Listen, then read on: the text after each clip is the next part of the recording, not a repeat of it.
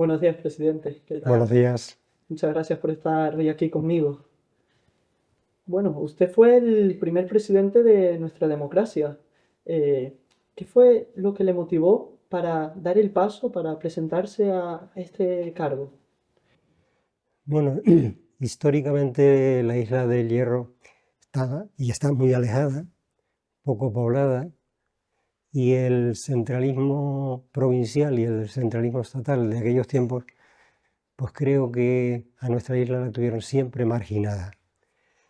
Nosotros cuando se inició la etapa democrática a nivel de España, pues observamos que por el sistema de grandes partidos para gestionar un gobierno de isla como la del Hierro, pues no era lo adecuado, porque siempre estaban sometidos a la idea y al planteamiento centralista.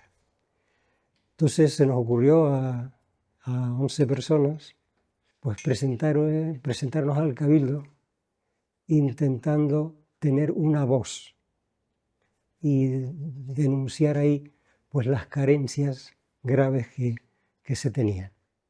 No había agua corriente, no había sanidad, no teníamos hospital, aunque había un nombre que se llamaba hospital, pero no existía el hospital. Esas carencias graves de falta de comunicaciones y, en fin, un largo etcétera, pues nos anima a tener presencia en el Cabildo. Bueno, pues vamos a presentarnos para sacar un consejero o dos, según lo que la gente opine. Y entonces creamos una lista independiente que en aquellos momentos pues sonaba un poco raro para mucha gente, eso de independiente era extraño. Y lo que tratamos era de tener independencia en nuestras decisiones, en nuestra forma de exponer los asuntos y no estar condicionados por las decisiones del exterior. Bueno, pues nos presentamos a esa candidatura y la extrañeza nuestra fue en la noche electoral aparecer con mayoría absoluta de 6 consejeros de los 11 que habían, porque nos enfrentábamos a uno de los grandes partidos que estaba gobernando a nivel nacional, como era la UCD, con un poder impresionante, y el candidato de UCD era en aquellos momentos senador por la Isla de Hierro, o sea que tenía un enganche político mucho más fuerte que a 11 personas desconocidas y que no tenían participación política nunca, no habían tenido nunca participación política. Me comenta que eran personas que no tenían esa participación política y de repente se encuentran que van a gestionar la principal institución de la isla. ¿Cómo era ese cabildo allá por el año 79 cuando ustedes llegan? Bueno, cuando, como dice nuestra gente, burro cargado busca camino, ¿no? Entonces, en aquel momento, cuando nos encontramos con ese peso que los herreños nos dan de gobernar y gobernar con mayoría, pues dijimos, vamos a ver cómo afrontamos esto. Y lo primero que nos encontramos es con un cabildo, con 7 funcionarios, con 3 camineros en toda la isla y con un presupuesto de traspasado al dinero de 300.000 euros al año. Los repartos en aquellos momentos de los dineros para las islas lo hacían los cabildos grandes, que eran los que llevaban las mancomunidades, y se repartía por población. A la isla de Hierro, la isla menos poblada, pues le tocaba poco dinero. Como le tocaba poco dinero, pues las instituciones de la isla no podían hacer nada. Como no podían hacer nada, las carencias cada vez eran mayores. La gente emigraba y cuando emigraba, al siguiente censo había menos población, por lo tanto menos dinero en el presupuesto. O sea que era un círculo de pobreza que nos llevaba a la ruina. En base a esto tuvimos la ocurrencia de enlazar con los cabildos periféricos de las otras islas. Con los grandes no, con los restos de los cabildos. Cabildos que, excepto el de Fuerteventura, que era de Asamblea Majorera, los demás eran de la UCD. Y les convocamos a tener una reunión en El Hierro. Nosotros tomamos posesión en mayo del 79 y en noviembre de ese mismo año estábamos reunidos en el Cabildo del Hierro los 5 presidentes de los cabildos periféricos. Eso fue un hecho histórico de una trascendencia tremenda, porque a los presidentes de los cabildos de La Palma, de La Gomera, de Lanzarote, sus partidos no les querían dejar venir porque intuían que la reunión del Hierro era para conspirar. Y efectivamente así fue, era para conspirar y ponernos de acuerdo en plantearle a las instituciones canarias en aquel momento, oiga, el sistema de reparto hay que corregirlo, hay que cambiarlo. Por este camino nos vamos a la ruina política, económica y administrativa de islas pequeñas como el Hierro. Y efectivamente eso dio resultado y en aquel momento ya estaba constituida la preautonomía de Canarias, que tenía una asamblea, y logramos crear un fondo de solidaridad, solo para los 5 cabildos de las islas pequeñas. Ese hecho económico fue de una trascendencia tremenda, porque significó un balón de oxígeno impresionante para empezar a gestionar y a generar infraestructuras y servicios de las cuales la isla carecía, entre ellos el hospital insular. Ese acontecimiento de reunirnos aquí no se le ha dado la trascendencia que tiene, pero para el Hierro fue clave y fundamental. La verdad me comenta una gran variedad de actividades, de obras que realizó. Usted estuvo varias décadas como presidente. De todas esas labores, ¿cuál destacaría sobre el resto? ¿Qué labor destacaría sobre el resto por la trascendencia que tuvo o por su implicación personal en la misma? Pues haber intentado conseguir el Cabildo por primera vez un hospital mínimamente digno para la isla del Hierro.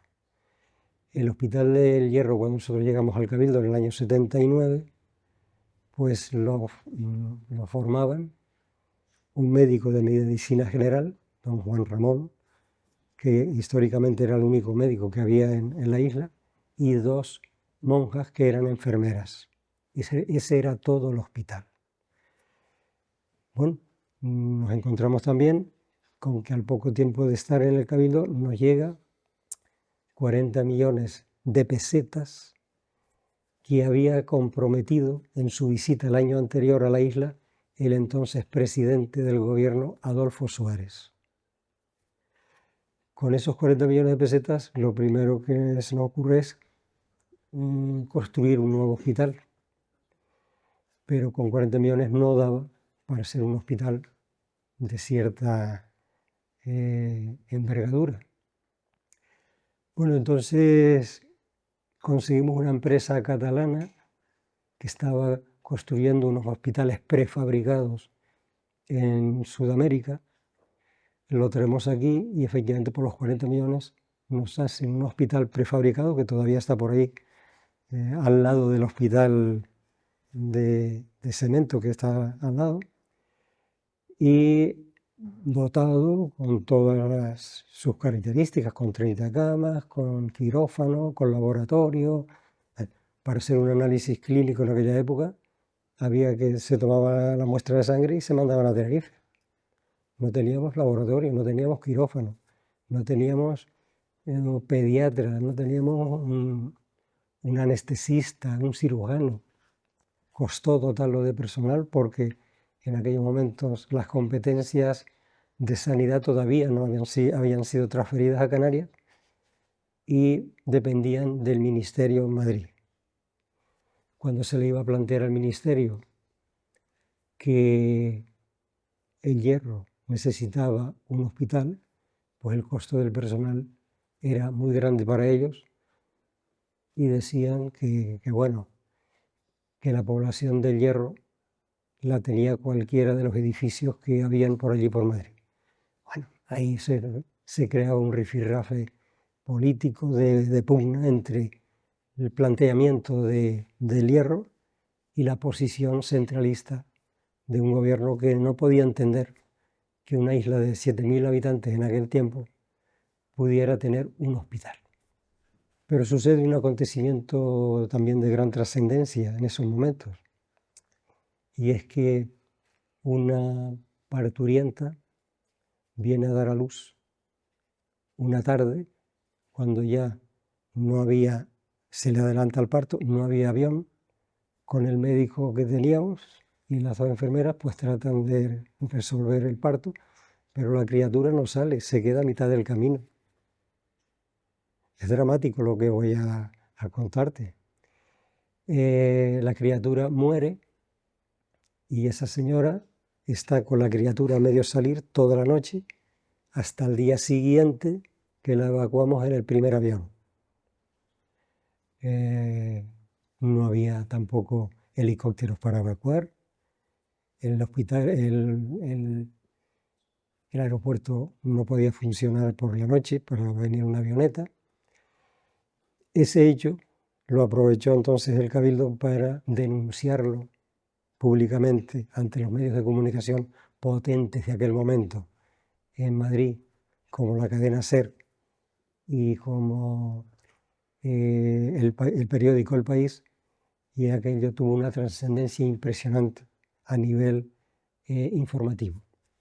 A los 2 meses estaba el Cabildo de Hierro firmando un convenio para dotar por primera vez al hospital de todo el personal imprescindible para que pudiéramos dar un paso de gigante en la sanidad de Hierro. Por lo tanto, el conseguir el hospital en aquellos tiempos fue una tarea muy laboriosa y de la cual uno se siente más satisfecho porque previamente había muerto mucha gente nuestra por falta de asistencia o porque en el camino en el barco morían a mitad de travesía. Bueno, ¿y considera que esta fue su labor más difícil de gestionar o hubo alguna otra? Difícil y de importancia y de trascendencia. Luego ya hay muchas más que a lo largo del camino te pierdes, pero bueno, otra ya, pero al final que se logra, después también de mucha batalla durante 30 y pico de años, pues es conseguir el proyecto energético de autoabastecimiento para la isla de Hierro. Y pese a que usted estuvo varias décadas, ¿hubo algo que se le quedara la pena de no poder haber realizado, alguna labor, alguna gestión que le gustaría haber hecho ahora que echa la vista atrás? Bueno, dentro de la apuesta que hicimos por atender a nuestra gente mayor, porque nuestra gente mayor cuando envejecía y no tenía familia, pues la tenían que mandar a Tenerife, a lo que llamábamos antes el asilo. Y esta gente, pues, cuando se le llevaba, se les iba el alma al suelo porque entendían que se marchaban de su tierra, que iban a morir. Entonces empezamos a construir la primera residencia de mayores frente al instituto. Y aquello fue también un avance importante. Pero después de construir las residencias que hay hoy, una en cada municipio, pues creo que nos faltó por cubrir un hospital geriátrico donde se pudiera atender a las personas mayores que ingresan en la residencia, pero que necesitan más que nada asistencia médica, más que asistencia social. Y ahora que vuelve a echar la vista atrás, si pudiéramos retroceder a 1979, volvería a tomar la decisión de presentarse. Con la mentalidad de aquel momento, pues evidentemente sí. Visto desde ahora, pues también, porque dice, bueno, pues valió la pena, pese a las dificultades y a las luchas constantes que el Hierro tenía que mantener ante la incomprensión. Pues muchas gracias por sus palabras, Tomás, y Muy muchas bien. gracias por su tiempo. Un placer.